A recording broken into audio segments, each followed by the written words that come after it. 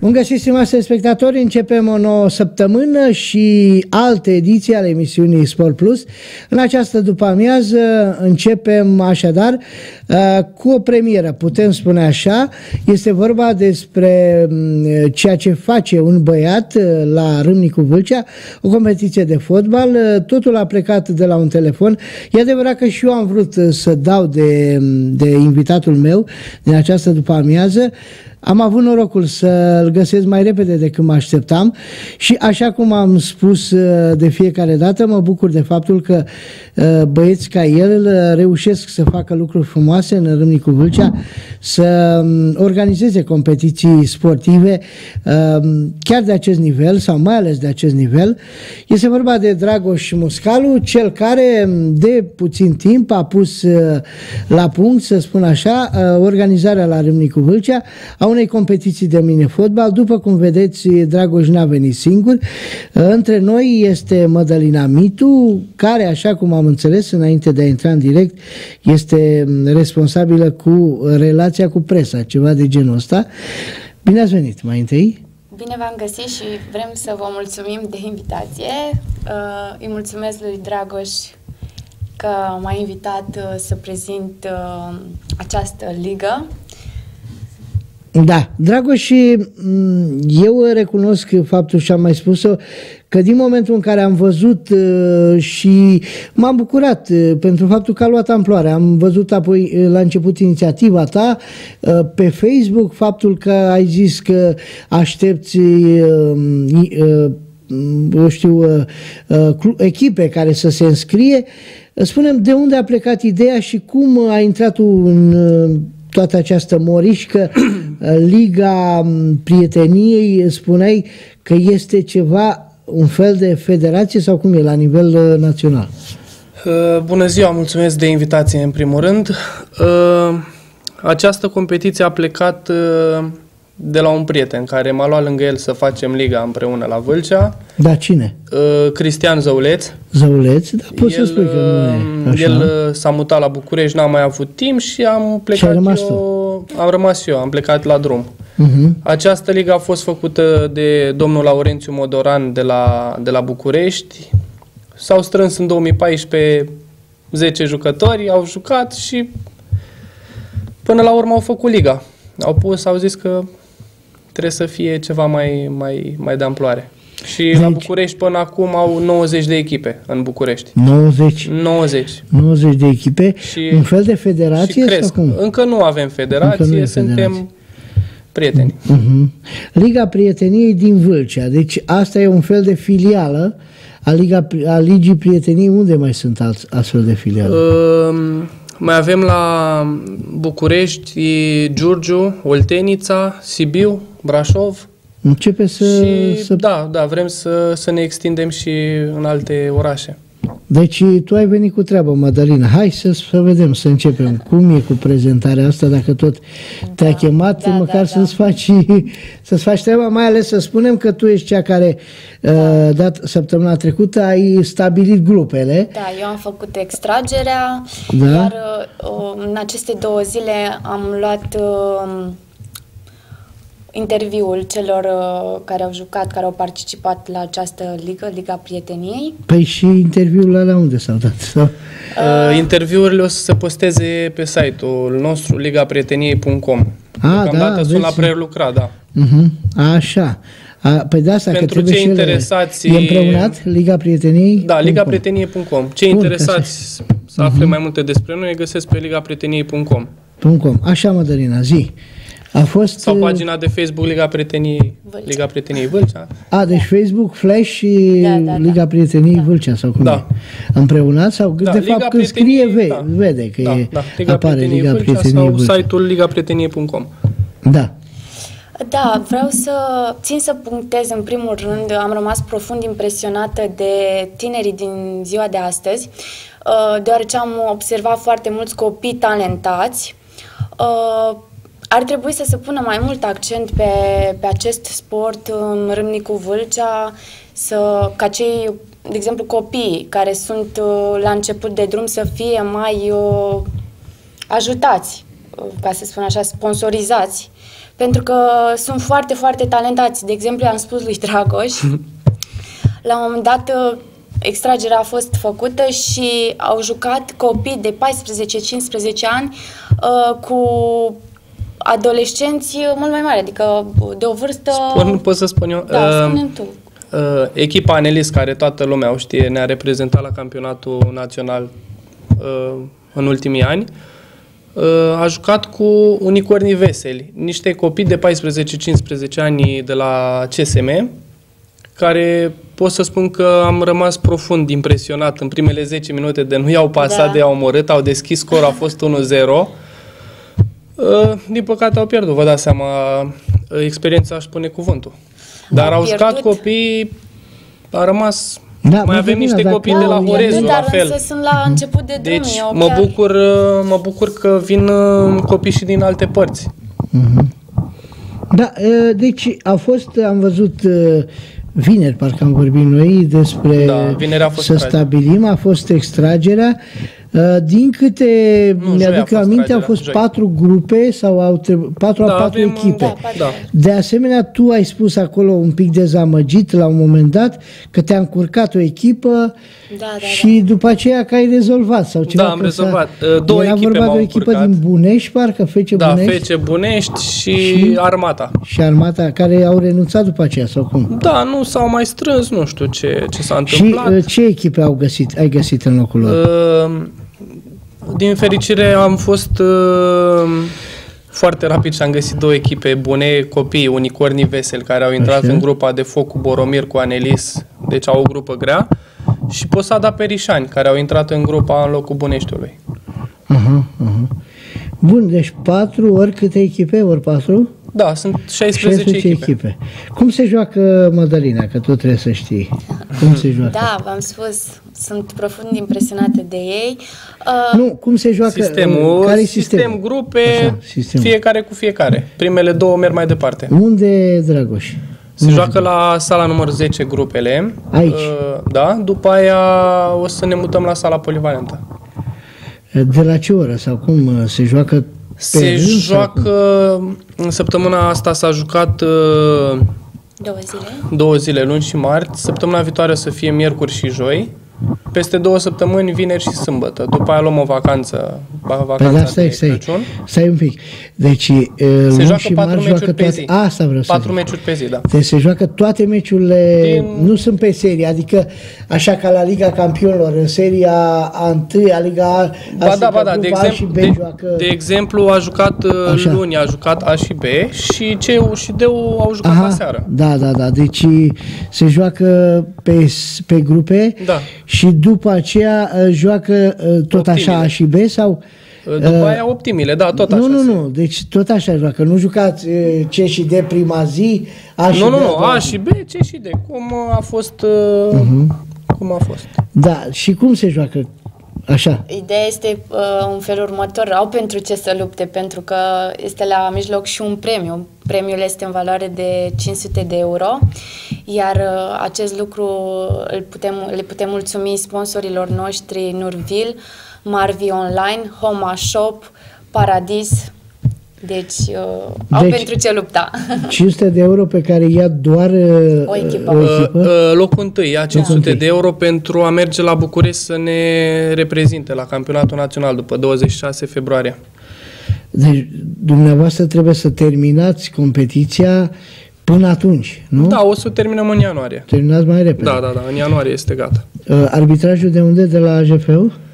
Arbitrajul, eu am reușit să-mi fac și un staff care este alături de mine, Simona Sima, Ramona Bălteanu, asistența medicală Costel Măianu, prietenul meu care o să facă și Liga Prieteniei la Drăgășani, împreună cu doamna observator Tomoiagă, parcă nu doamna Teodora. Da. Acum este Mădălina alături de noi la interviuri și partea aceasta. Mai este, să spunem, marketing, Lucian Corneci, prietenul nostru. De la Arena, da. Care ne-a ajutat foarte mult. Păi asta e, numai fetele astea 2 arbitrează sau? Da. Da? Da. Eu m-am bazat Ați văzut la câte scandaluri sunt prin județ și câte au fost cu băieți. Eu am zis că fetele sunt mai respectate față de băieți. Și nu vreau... Nu, n-am avut probleme. Și e mai bine să nu fie probleme, pentru că dacă sunt probleme, e rău și pentru noi. Pentru că după aia se duce vorba, uite, să duc acolo, să bat, să alea. Și mai bine să nu fie probleme. Cine ne... Arbitrează amândouă în același timp sau pe rând? Amândouă. Da. Și poți să facă o față 4 meciuri? E greu. Nu este greu, pentru că 4 meciuri sunt... O repriză câte? Durează foarte 20 de minute, 20 cu 20. Cu pauză de 5 minute? Da, 5 minute, da. Da, 40, dar totuși e vorba de vreo 3 ore. Da, dar e în sală. Sunt în formă, au o condiție fizică, ne bazăm pe ele. Da, e problemă. Deci toată chestia asta a plecat, ai spus, de la un prieten. Da, eu jucam fotbal și am fost la o competiție, m-am supărat, am vrut, la început, să fiu sincer, am vrut să fac eu un campionat, dar nu așa de mare amploare. Și uitați la ce s-a ajuns. A ieșit, da. A ieșit ceva o la familie. care... Suntem o familie. Din supărare am vrut să fac eu, să văd că fac eu mai bine ca acolo. Pentru că eu așteptam să crească competiția și nu creștea. Și am zis, stai mă, că pot eu să fac, iubesc fotbalul, îmi place așa și mă ocup eu să fac. Dar tu ai jucat fotbal sau ăsta? Nu. Mini-fotbal ăsta? Joc de plăcere, nu sunt amator. Da, păi nu, de la asta te-ai supărat tu, că ai zis că jucai fotbal. Jucai ăsta, mini-fotbalul ăsta. De la o finală pierdută la penalti. Da? Te-ai supărat și pe arbitri și de-aia n-ai vrut să nu a fost arbitru, tocmai e problema. Pentru că cine organiza era și arbitru și... organizator și toate alea. Și eu cred că nu, fiecare trebuie să știe ce are de făcut, să ai oameni. Trebuie să plătești, nu numai să încasezi. Adică trebuie să-ți faci un staff, să plătești pentru servicii și că oamenii de-aia plătesc să vină la fotbal, să ai și condiții. Da. Și cum ai găsit, cum ai făcut colaborarea asta cu Școala 10? Da, vreau să-i mulțumesc doamnei directoare pentru înțelegere.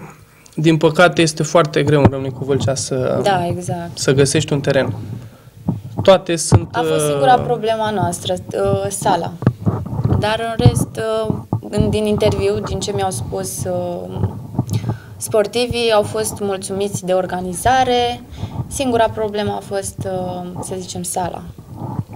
Da, eu am spus-o că e de apreciat ceea ce faci tu, Dragoș, pentru că apreciez la dumneavoastră, la tine și la cei care mai fac astfel de competiții, faptul că măcar încercați și uite că reușiți să scoateți tinerii din baruri, să-i duceți în sălile de sport, să facă mișcare, să facă sport. Sigur că iarăși e un lucru bun faptul că asta se face în mod organizat, că nu sunt, eu știu, scandaluri, că nu sunt bătăi, că totul se face ca la carte, cum se spune, și asta e bine, că îi scoți pe ăștia, pe copiii ăștia, să facă, să nu mai stea în fața calculatorului 15 ore, să nu mai stea la bar să consume ce să consume și să nu mai facă alte lucruri care până la urmă le dăunează. Ei cred că sunt lucruri bune acum, dar mai târziu o să vadă că nu e chiar așa. Da, și cu această ocazie, dacă ne permiteți să facem o mică paranteză, am dorit ca acum de sărbători, că tot vin sărbătorile, să ne implicăm și într-o campanie, în a ajuta cei care au probleme campanie umanitară. Da. Noi am făcut și anul trecut de Crăciun și chiar și de Paște. Hai să-i dăm drumul, eu sunt de acord. Mădălina o să spună mai multe, că ea este... Da, vă mulțumim din suflet pentru acest lucru. Vreau să anunț pe această cale toți cei care vor să ajute cu mici lucruri, de exemplu haine care nu vă mai sunt de folos sau jucării sau alimente, le puteți dona. Avem și un centru de colectare. La restaurant Vital, ori puteți să pe Mihai Viteazul, fostul Mihai, 22 decembrie, actual Mihai Viteazul. Restaurantul Vital, așa.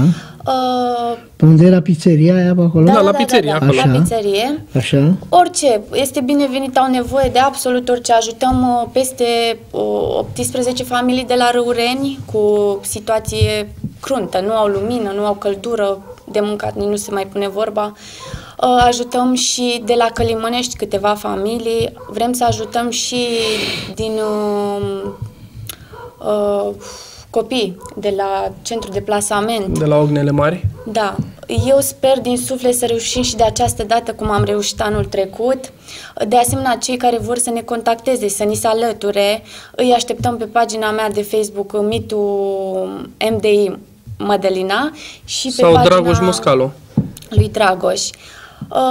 Sper să se strângă cât mai mult, să ne ajute, pentru că singur nu putem, nu avem o situație financiară să ne permitem să ajutăm atâția, pentru că sunt foarte mulți și să le facem și noi, barem o bucurie de sărbători, că în rest oricum sunt chinuiți de viață. Cum i-ați găsit? Așa, din Mădălina anul trecut. Da. Da? Am vrut să ajut și eu, o familie, două, pentru că atât îmi permite situația financiară. Și am mers la biserică și de acolo... Da, și acolo ai văzut că e dezastru. Da, și părintele de la Copăcelul. Parcă așa o putere mi-a dat Dumnezeu să pot să ajut absolut pe toate familiile, le-am ajutat și sunt mândră de acest lucru, de aceea vă implor din suflet, nu rămâneți indiferenți la acest apel. Pentru că dacă nu aveam, deci cu ajutorul tuturor, singură nu aveam cum să pot să reușesc să-i ajut pe toți. Da, e frumos că uite... Până la urmă, e important că voi aveți și suflet și că, dincolo de activitatea asta sportivă pe care o faceți, vă gândiți și la persoanele, la copiii ăștia, la tineri ăștia mai puțin care au, mai mult defavorizați, să zic așa. Ai primit grupele și hai să le spun rezultatele, Dragoș. Da, pentru că știu că ai stabilit tu să primești și hai să le anunțăm de prima etapă, da? Pe cele 4 serii, toate 4 seriile s-au jucat luni și marți. Da. Hai, Dragoș, hai să vedem. E gata? Primul meci a fost Posada Perișani cu Juniorii Horezu, scorul de 4-1. Ostroveni cu Smart 3-0. Unicornii Veseli, copiii aceia de 14-15 ani cu Anelis 2-9. Au luat-o după aia. Da, dar prima repriză s-au ținut bine, a fost 3-1, v-am zis, au deschis scorul, în ultimele 10 minute au dat 3 goluri. Anelis au experiență, vă dați seama, jucători cu experiență și nu poți să pierzi un meci cu copii de 14-15 ani. Mai avem Boromir cu Friends, scorul de 6-1. Primele 2 grupe s-au terminat, urmează grupele de aseară. Așa. Vagabundos cu Steaua Fedeleșoiu 2-4. Precizez că Vagabundos este vice-campioana din campionat. A făcut o surpriză, au pierdut aseară. Așa. Hidro cu Danimar 0-3. Poliția cu FCADV 4-5. Și Lupi Dacici cu Palmeiras 3-2. Ce nume! Lupi Dacici, da. Lupi Dacici, Unicornii Veseli. Da, niște nume foarte interesante. Pe viitor chiar vreau să întreb unde au fost inspirați cu acest nume. Lupi Dacici ăștia cine sunt? Sau ce? Sunt niște prieteni foarte simpatici care ei vreau să se numească Amici. Și un prieten de-al meu foarte simpatic i-a zis, dar cine ți-a zis ție că vrem să facem echipă? Cine? Păi tu te iei după ei, te iei după mine. Pune Lupi Dacici. Deci am râs. Mi-a dat, a zis, am și stem, am și echipament, am de toate. Eu vreau Lupi Dacici. El era așa nebunit, era pregătit să... Ei și-au făcut și un grup care m-au băgat și pe mine și s-au motivat înainte de meci foarte mult. Chiar am râs 2 zile cu ei, nu mai... Da, deci au fost 8 meciuri, da? N-ai și etapele celelalte. Ba da. Da? Păi hai să le anunțăm. 5 minute, da, mai avem 5 minute. Mi-a spus colegul meu. Deci vor fi, să le spunem, săptămâna viitoare, miercuri și joi sau cum? Da, miercuri începând cu ora 6:30. Așa de... noi la 18:30 și o să joace Perișani cu Ostroveni. Un meci foarte tare, după părerea mea. Așa. Ostroveni fiind campioana campionatului trecut. Da. O echipă foarte bună. La ora 19:20 Marcu Juniorii Horezu. Da. La ora 8:10 Unicornii Veseli, copii cu Boromir, deci au început tare în forță cu 2 meciuri tare, da, cu cele mai bune echipe din Vâlcea, Boromir și Anelis. Și ultimul meci de miercuri fiind Friends cu Anelis.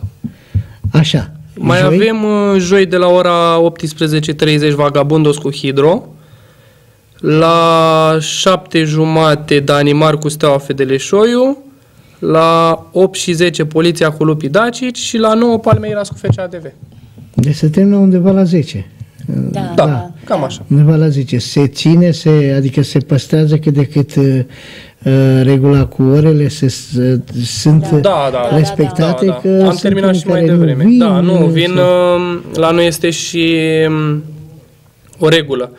Trebuie să vii cu 10 minute, un sfert de oră înainte pentru a completa foaia de joc, a face niște poze la început cu echipa, toate pozele se filmează, meciurile se pun pe site. Aș dori să-i mulțumesc lui Marius Carlaciuc pentru partea video care ne ajută și lui Dănuț Toma pentru poze. Și pozele astea unde le găsesc? Pe ce?